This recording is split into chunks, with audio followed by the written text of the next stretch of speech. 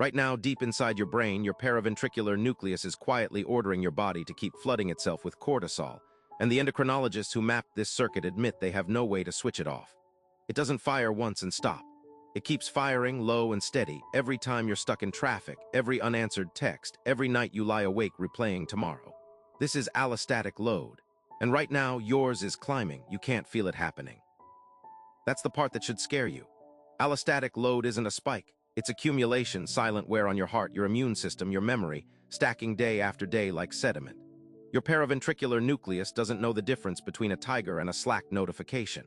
It just keeps sounding the alarm, and your body keeps paying the bill in inflammation, in fat storage around your organs, in neurons in your hippocampus that are, right now, dying a little faster than they should.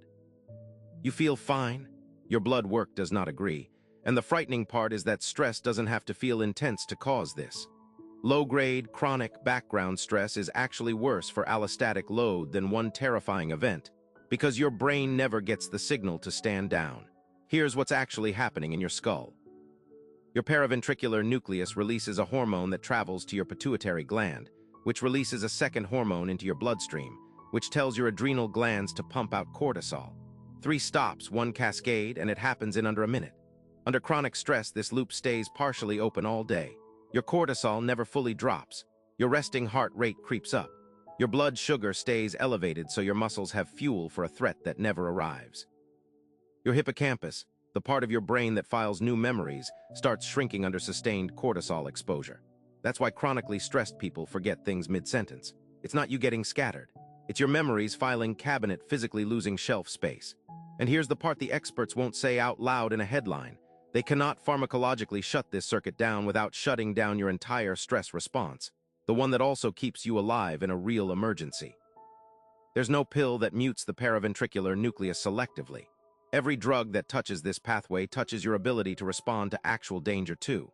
So the doctors who understand this system best are functionally standing next to an alarm they refuse to disconnect, because disconnecting it might get you killed by the next real threat.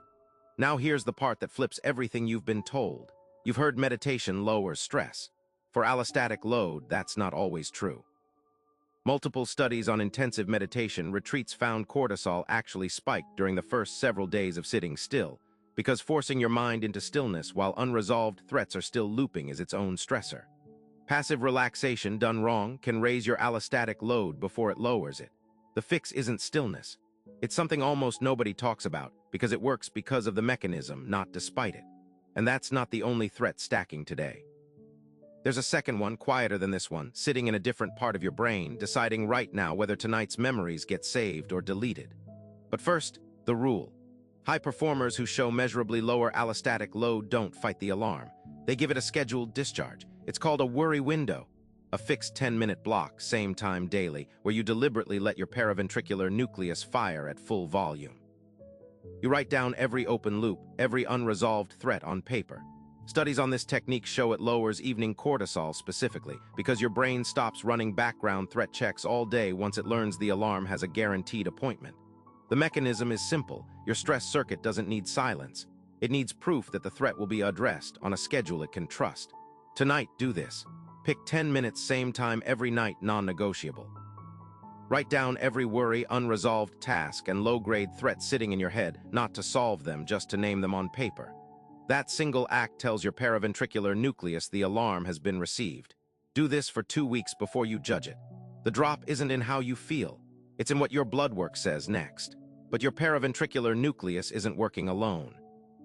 There's another structure, sitting just behind it, that decides whether the last 20 years of stress get permanently written into how your brain reacts to everything from now on. And it's already made its decision about you.